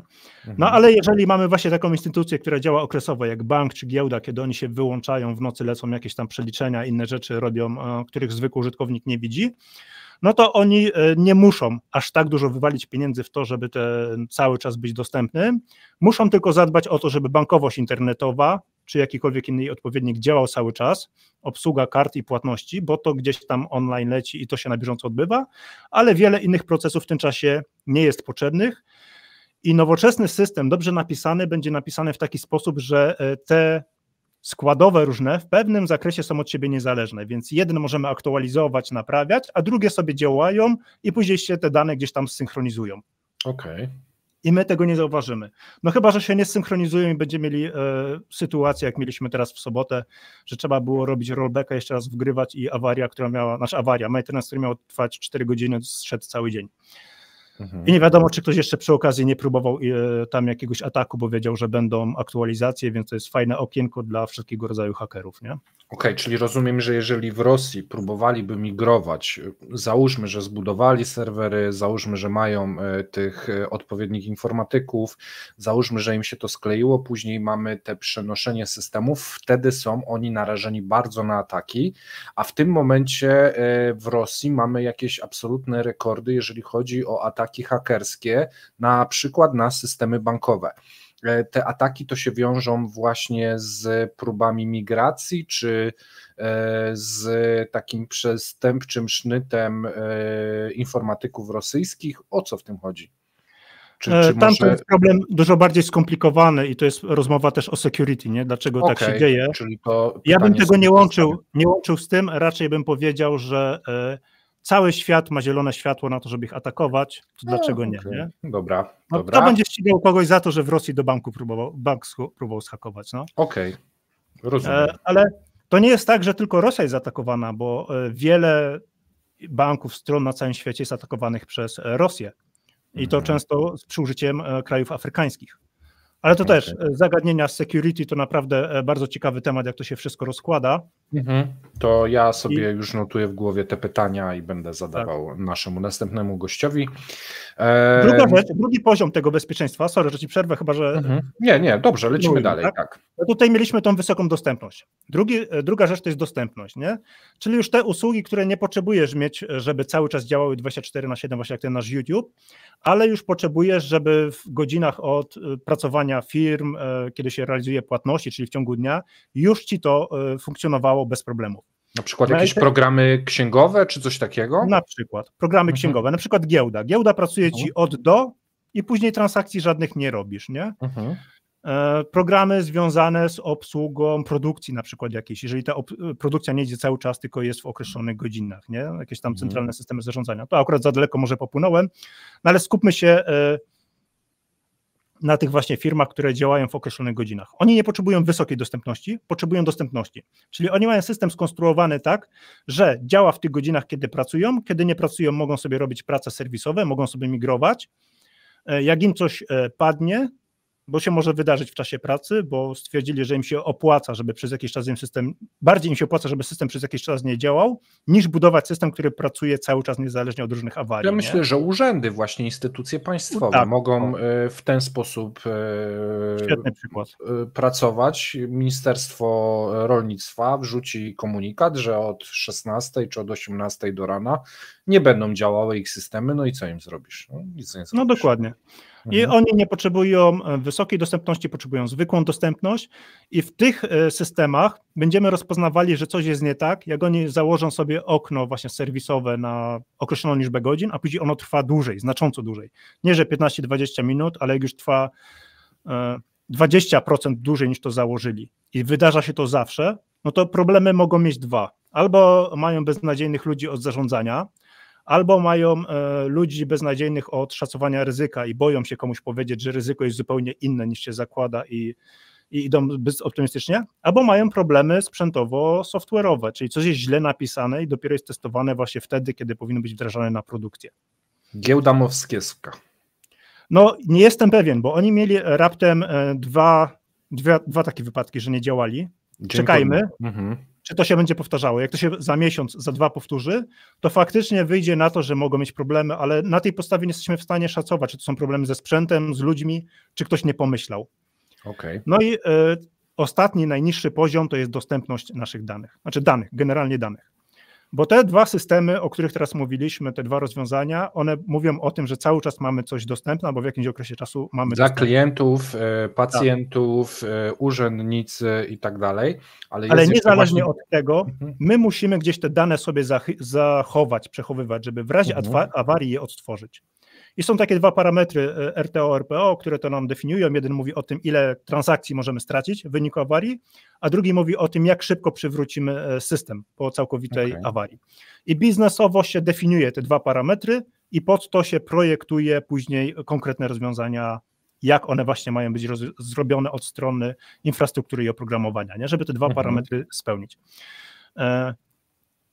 I jeżeli teraz by się okazało, że ta nieszczęsna giełda ruska, która nam tam padła i nie działała, nagle odtwarza dane i znikają jakieś transakcje, czyli nie ma czegoś, komuś znikły pieniądze, nie? Tak jak nagle w Kiwi wyłączyli dostęp, znikły, ale to nie znaczy, że backupy stracili, to jest zupełnie inna historia, nie?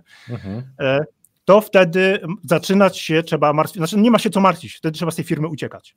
Jak oni nie panują nad danymi, to tam jest naprawdę bardzo duży problem strukturalny i oni z tego szybko nie wyjdą, nie ma co ryzykować. Ale tu, nie wiem czy pamiętasz dokładnie, była informacja, że serwery zapasowe zostały uruchomione, natomiast wyłączyli giełdę, gdyż nie potrafili odczytać tych danych.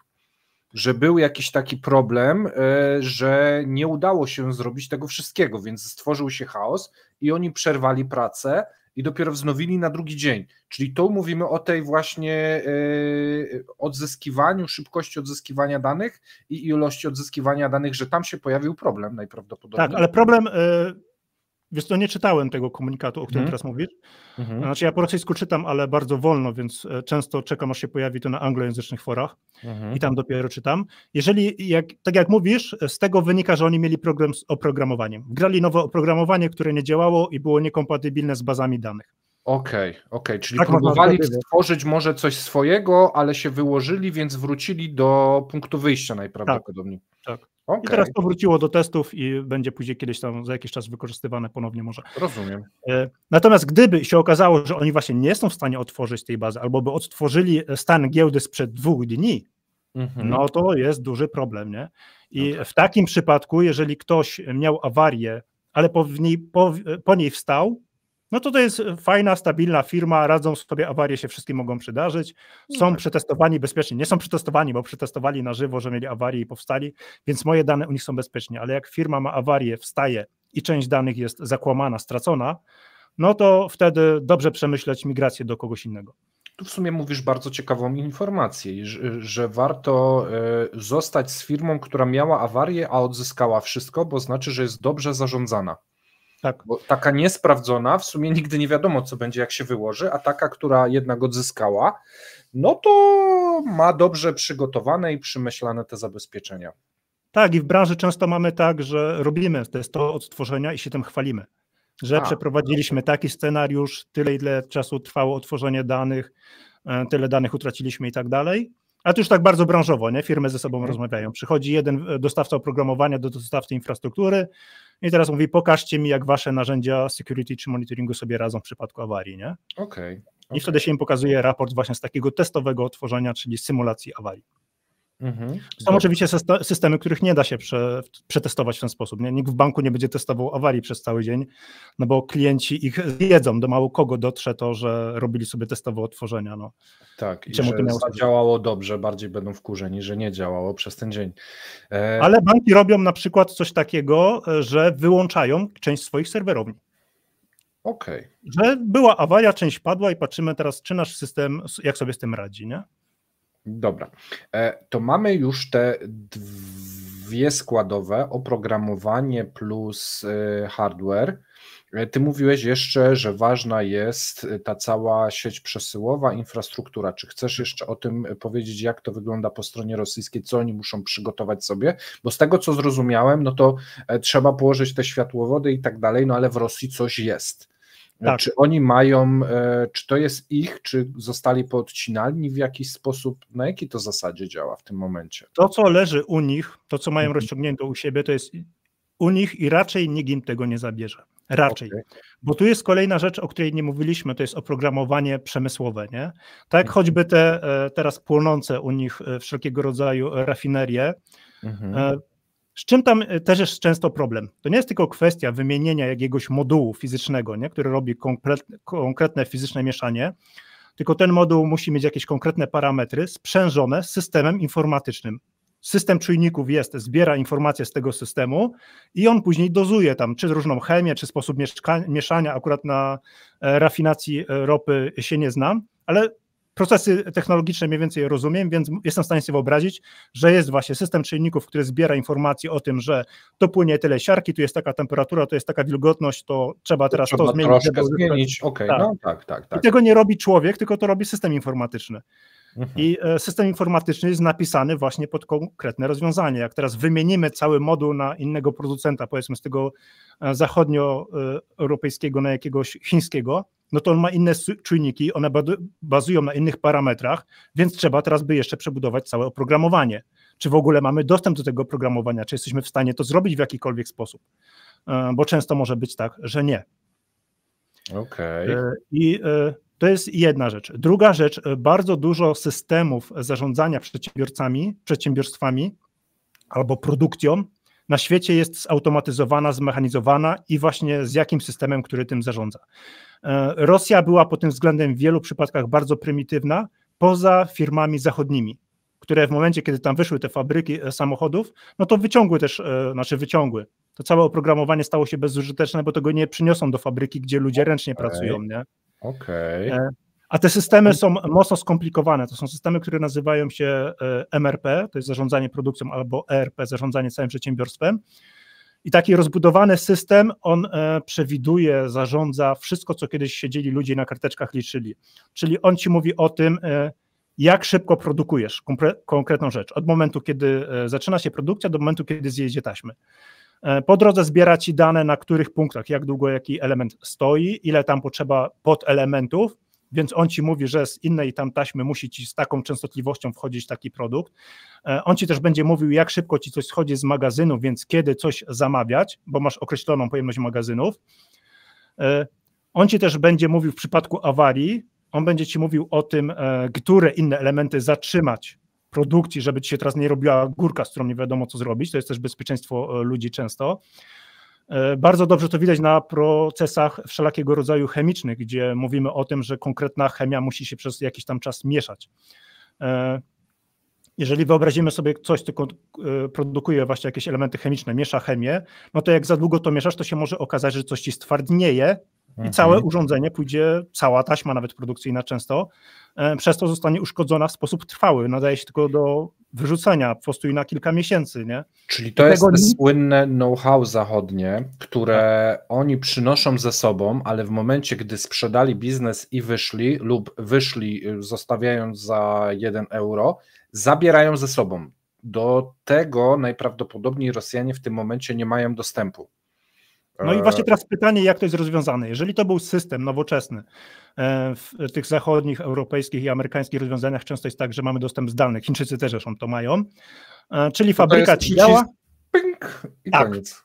Mniej więcej w ten sposób, nie? Że wychodzisz, wyłączasz system shutdown, zmieniasz, rotujesz wszystkie hasła, no i teraz przychodzisz do firmy i co, możesz tylko światło włączyć, ale już taśmy nie odpalisz, bo system nie podaje. Dlatego oni może wycinają niektóre urządzenia kątówkami w tych fabrykach samochodów, bo i tak nie są w stanie tego uruchomić.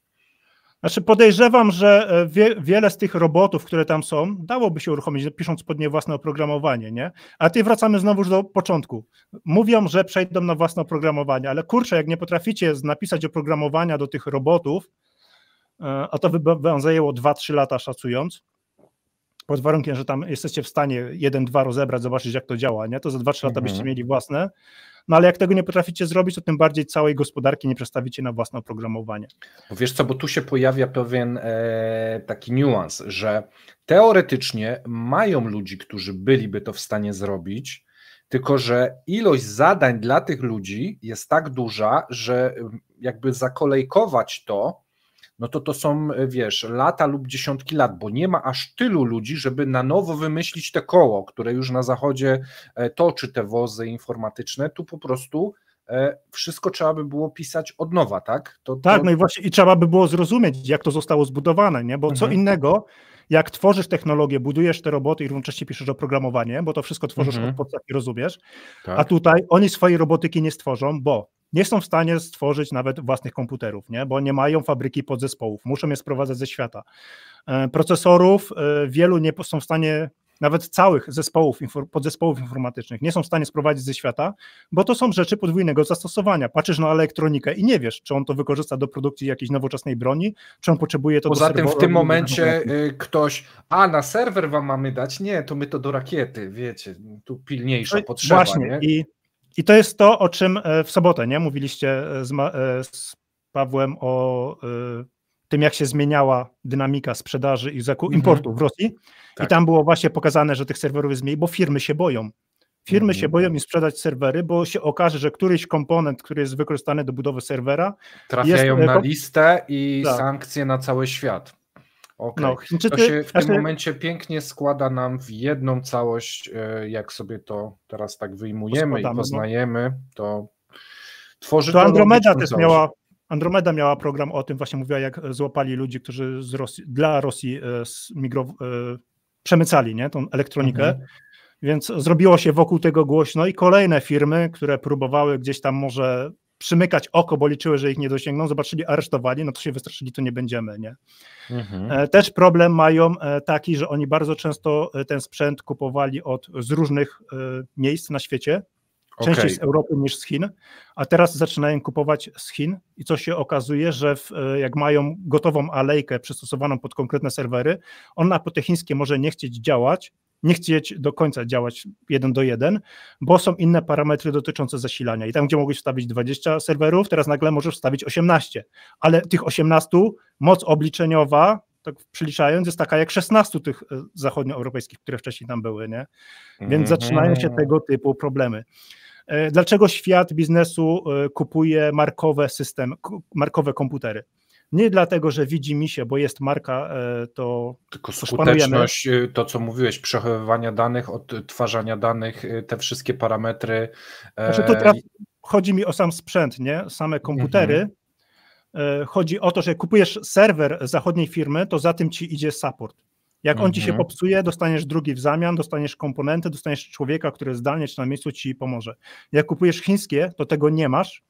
Poza tym było tak do niedawna, teraz nikt nie mówi, czy tak dalej jest, bo coraz trudniej to zbadać, ale było tak, że jak kupowałeś konkretnej marki sprzęt elektroniczny, to był drugi taki sam, prawie identyczny, chińskiej marki, nie? On powstawał często w tej samej firmie, w fabryce albo tuż obok, tylko on nie miał tego na druku. On nie miał tego na druku, bo nie przechodził testów jakości.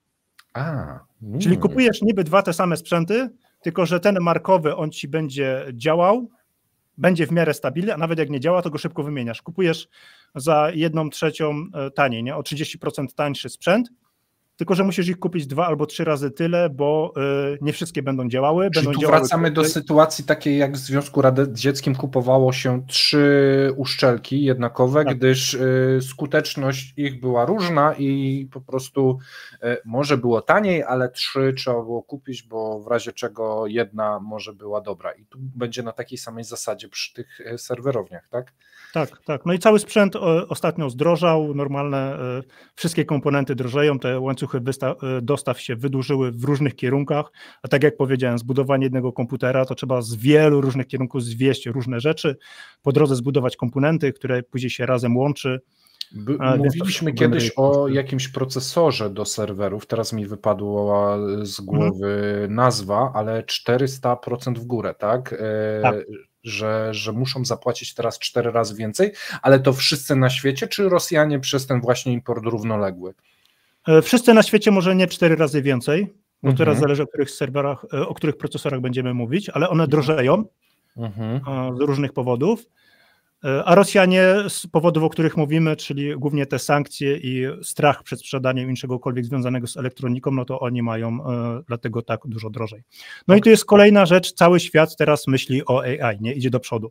Tak. Czyli procesy, o których mówiłem, coraz mniej tam udziału człowieka, coraz częściej budujemy modele AI, które są w stanie same rozpoznawać różnego rodzaju błędy, tym zarządzać i same modyfikować parametry systemu. Nie? Takiej fabryki jak rozumiem, AI potrzebuje też bardzo dużo serwerów, tak? Mocy obliczeniowej, tak. I to wyspecjalizowanej. Nie? I to NVIDIA ostatnio właśnie wypuściła takie modele setki, no nieważne jak się nazywają te procesory, to są całe moduły, które są do tego przystosowane. Chyba M100 one się nazywały, bo robiliśmy o tym materiał. Chyba M100, ale nie jestem ekspertem, a ty akurat wyleciał ci z głowy. W razie czego nas poprawcie. I Rosja nie ma do nich dostępu. Nie ma też u siebie zapasu mocy obliczeniowej, z której mogłaby od tak skorzystać, żeby te modele szkolić, uczyć, więc oni będą zostawać mocno w tyle. I tam, gdzie rosyjska sztuczna inteligencja, ona będzie troszeczkę upośledzona przez względu na moce poznawcze takie i moce obliczeniowe. I powstanie bardzo mało, jeśli powstanie gdziekolwiek, jakakolwiek, nie? Natomiast faktycznie będzie upośledzona pod wieloma względami i będzie raczej droga i nie będzie tak efektywna. Żeby taką fabrykę teraz podłączyć pod AI, umownie to nazwijmy, zaraz mnie branża cała wyklnie i obrzuci kamieniami za to, co mówię, za te uproszczenia, ale powiedzmy, że mamy fabrykę, mamy produkcję, chcemy teraz, żeby sztuczna inteligencja nam to wszystko zoptymalizowała, więc jej wgrywamy te dane, które tam są, puszczamy symulację, patrzymy, czy to idzie ku lepszemu, czy ku gorszemu, ona się uczy, jak tym działać, no i później wpinamy ją na rzeczywistą produkcję. I może to być fabryka czołgów, bo bardzo w Polsce lubią ludzie opowiadać o fabrykach czołgów rosyjskich, więc podpinamy rosyjskie AI pod fabrykę czołgów.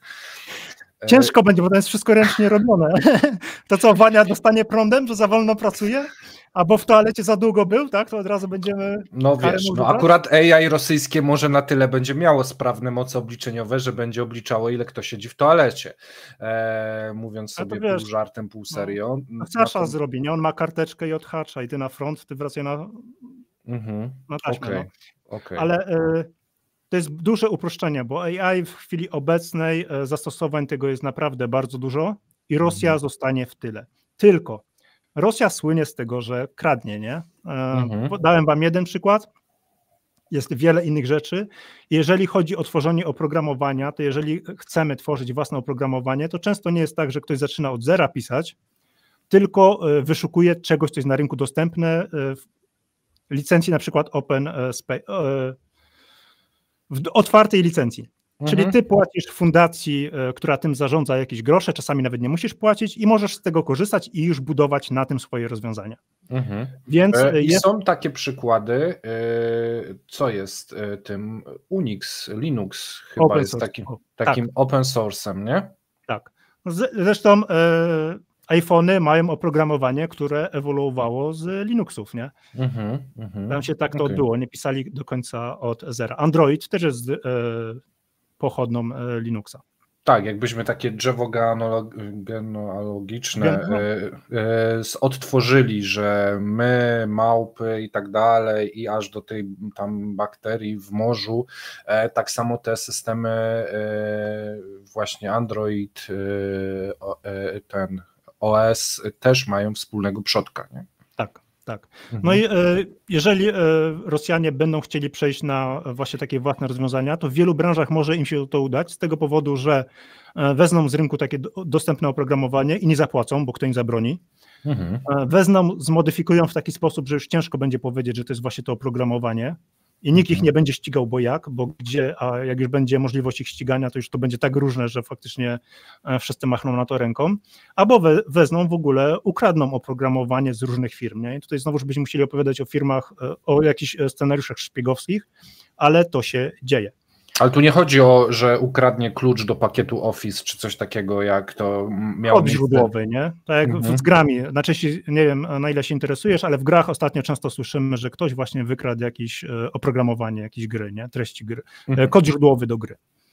No i w tej chwili to jest wykorzystywane do innych celów, bo tam dużo ważniejsze są dane użytkowników, które zostały wykradzione, niż sam kod do gry, ale gdyby wykraść kod do jakichś pakietów, no pakiet biurowy może nie, bo jest tak dużo zamienników, że się nikomu nie opłaca, ale już jakieś specjalistyczne oprogramowanie do projektowania, na przykład jak do tych czołgów, można sobie wyobrazić, że tam AutoCAD, takie duże narzędzie programistyczne wykorzystywane w różnych, bardzo różnych aspektach jest potrzebne, no to jak najbardziej, tak samo inne inżynierskie narzędzia do wytrzymałości materiałów, do wszelkiego rodzaju przeliczeń, testowania, no czyli to są w stanie zrobić. Jeżeli chodzi o infrastrukturę, serwerownię, tu będzie ciężej. Natomiast jeżeli chodzi o kradzież oprogramowania, tu są w stanie nadgonić.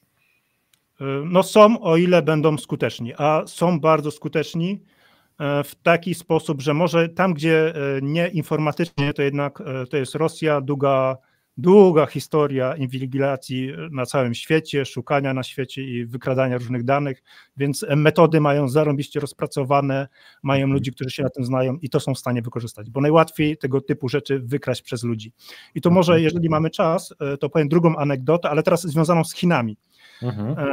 Wyobraźcie sobie, firma znalazła niszę na rynku programistyczna, jest jedna firma, która dostarcza oprogramowanie dla konkretnej branży na cały świat. No i szok, nie? Nikt nigdy nic innego nie napisał. Więc ludzie wychodzą z tej firmy, szukają inwestorów zagranicznych, którzy im zainwestują, budują zespół w Polsce też programistów, który tworzy to oprogramowanie od zera. Mniej więcej po 3 latach mają jakieś działające demo, pokazują na świecie i zainteresowali się Chińczycy i mówią, OK, to my w was teraz zainwestujemy. Takie pieniądze inwestują, że mają prawie pakiet większościowy, głos, ale ci, którzy założyli tą firmę, boją się tych Chińczyków, boją się wykradzenia danych, więc robią wszystko, żeby kod źródłowy nie trafił w żaden sposób do Chin. No ale mówią, to ma działać też u nas jest wielki mur, u nas nie ma takich chmur jak u was, są te systemy informatyczne inaczej zbudowane, więc oprogramowanie musi inaczej działać, więc przyjedźcie do nas, żeby to uruchomić, nie? Oczywiście firma się nie zgadza, my to zdalnie będziemy robić, ale ściągają jednego człowieka, żeby pokazał to, co już mają zbudowane do Chin, żeby pokazać potencjalnym inwestorom, już chińskim tam odbiorcom tego oprogramowania, jak to działa, jak ma wyglądać. No i człowiek jedzie, przyjeżdża, zwalnia się i idzie do innej firmy programistycznej. I zaczyna jeździć markowymi samochodami, kupuje dom pod Warszawą wypasiony. Okazało się, że jedąc do Chin na pendrive'ie wywiózł cały soft. I po prostu został kupiony. Tak. I firma zamiast nowa, gdyby Chińczycy chcieli stworzyć, ona by była, wtedy to było około 5 lat do tyłu, czyli ci by akurat, tak planuje się zresztą biznesy w tym, nie? Że jak tworzysz nowe oprogramowanie, to szacujesz, przez ile lat później cię będzie konkurencja doganiała, więc w tym czasie musisz zarobić sobie tyle, albo zagarnąć rynku tyle, żeby oni się już tam nie rozpychali, albo żebyś sobie zarobił dość, nie? I ten biznes był skonstruowany tak, że oni liczyli się, że konkurencja wejdzie, ale liczyli z 5-letnią będą mieli przewagę nad konkurencją. W momencie, kiedy wykradziono im to oprogramowanie i pokazał się chiński odpowiednik, to był za nimi 2 lata raptem. Więc biznes. A mieli za sobą na pewno znacznie większe środki finansowe i od razu w Chinach znacznie większą populację, żeby wdrożyć to i rozrosnąć się, tak? I pewnie testy. W Chinach to bardzo szybko poszło, bo ten dostawca oprogramowania był amerykański, nie? Więc Chińczycy bardzo szybko przeszli na swoje programowanie. Tu też kiedyś mieliście rozmowę o tym, jak bardzo Rosjanie są przejść na chińskie oprogramowanie i tu może ktoś bardziej kompetentny mógłby się wypowiedzieć. Ja bardzo mało korzystałem z chińskiego oprogramowania, ale ono jest inne niż nasze.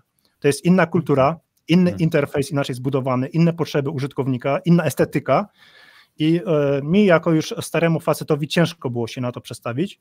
Ale nawet moje dzieci, jak na to patrzyły, te chińskie oprogramowanie, to mówiły, że to jest nieintuicyjne, trudne. Wiadomo, że z czasem, jak człowiek popracuje, to się przyzwyczai, ale przejście jest duże, trudne. I tutaj z Tomkiem, jak rozmawiacie o tych Chinach, to moglibyście go zapytać, nie? Czy on korzystał i jak bardzo to jest różne, jak trudno się przestawić w niektórych rzeczach. Z Łukaszem Kobierskim. Z Łukaszem, właśnie, przepraszam. Tak, okej.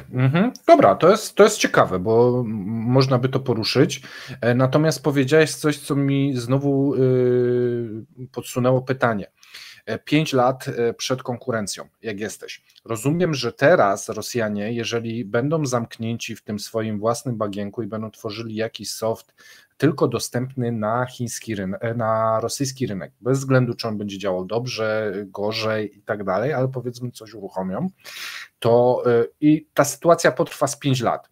To firmy, które są tam na miejscu, mogą się tak przygotować, że nawet gdy rynek zostanie otwarty, to one zagospodarują, powiedzmy, takie połacie biznesu, że ciężko będzie wejść na rynek, nie wiem, firmom zachodnim, gdy Rosjanie stworzą sobie, nie wiem, swój na przykład Office, on się przez 5 lat tak upowszechni na rynku rosyjskim, że później Microsoft będzie miał problem z powrotem na ten rynek? Nie sądzę. Popatrzmy, co się działo u nas w momencie, jak Google odpalił swojego Office'a. Google na dobrą sprawę ma prawie wszystko to, co w Microsoft Office i próbowali ze sobą konkurować i chyba dalej próbują, ale to wynika z tego, że Microsoft Office to nie jest tylko jedno narzędzie, to nie jest tylko Word i Excel, tylko przy okazji to jest kilka innych narzędzi, które pomagają zarządzać całą organizacją, całą firmą. I w przypadku pojedynczego użytkownika faktycznie mogą być osoby, które będą wolały. Ja też tak mam, że jak jest gdzieś dostępne polskie oprogramowanie, nawet jak ono jest trochę gorsze od światowego, a nie przeszkadza mi to za bardzo w mojej pracy, to korzystam z tego polskiego, żeby wspierać polskich dostawców. Więc te odruchy nacjonalistyczne mogą być też jak najbardziej w Rosji i pewnie będą, więc dla użytkownika pojedynczego... Zwłaszcza jak firmy państwowe będą miały plikas, że korzystać z tych państwowych. Nie? Znaczy dla użytkownika prywatnego to może być i może zostać, nie?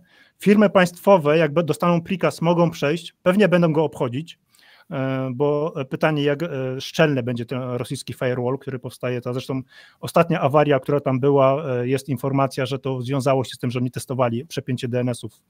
Mniejsza o szczegóły, ale generalnie chodziło o to, że to była przymiarka właśnie do tego. Do zasłonięcia żelazną kurtyną rosyjskiego internetu, nie?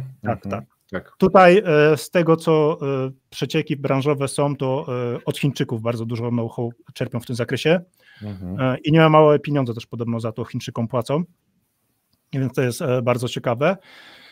I biznes może przejść. Jak będzie zmuszony, to przejdzie i będzie z tego korzystał, ale jak rynek się uwolni, podejrzewam, że zachodnie rozwiązania będą o tyle wygodniejsze, o tyle bardziej pod wieloma względami zaawansowane, że oni wrócą do tych zachodnich rozwiązań. Pytanie, czy ich będzie na to stać.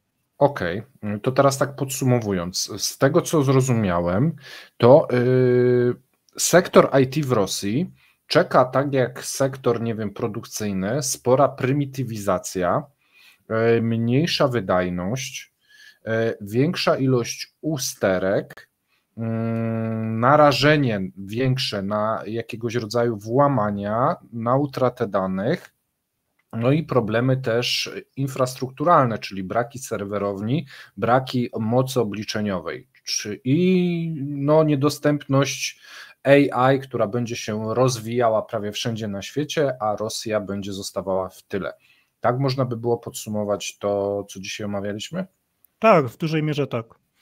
Chcesz jeszcze coś dodać? Myślę, właśnie? Że dla nich rozwiązaniem, takim nadzieją by było zainwestować teraz w to IT, gdziekolwiek u siebie, ale w momencie, kiedy oni ludzi wysyłają na front i ich głodą, no to nie wiem, czy to im się uda, bo Rosjanie, zresztą nie ma czegoś takiego, że jedna nacja w IT jest lepsza niż inna, tylko są okoliczności, które sprzyjają, nie? Więc Europa Wschodnia bardzo szybko poszła w IT, mamy dużo specjalistów od bezpieczeństwa, od programowania, bo łatwo dzięki temu było znaleźć pracę na zachodzie, nie? Bo to łatwość właśnie pracy zdalnej, więc wystarczyło nauczyć się konkretnej technologii, nauczyć języka i móc pracować zdalnie. W momencie, kiedy oni odetną to będzie mniejsza motywacja chyba wśród tych ludzi, żeby iść w tym kierunku.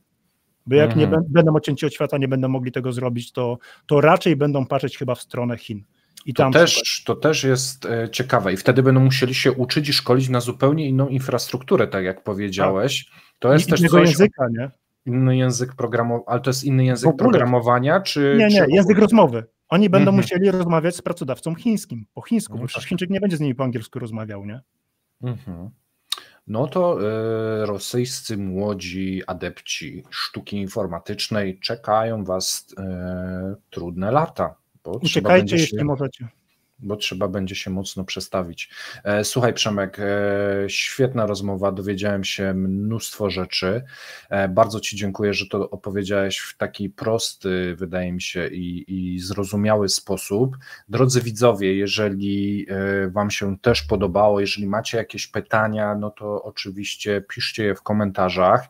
Jeżeli będzie tego dużo, jeżeli będziecie mieli jakieś szczególne jeszcze tematy do Przemka, to kto wie, może się spotkamy jeszcze raz i jeżeli dasz się zaprosić, to omówimy kolejny jakiś element. Ja w tym momencie dziękuję Ci serdecznie, dziękuję Wam za dotrwanie do końca. Pamiętajcie o lajkach, udostępniajcie materiały, no i subskrybujcie nasz kanał i odwiedźcie kanał Przemka, bo też ma swój kanał. A to dotyczący squasha, to 500 osób zainteresowanych tematem, nie przesadzajmy. Lubicie squash, to też Przemek jest pasjonatem squasha. Zapraszamy również i polecamy. Dzięki serdeczne. Dziękuję serdecznie za rozmowę. Cześć. Miłego dnia, cześć.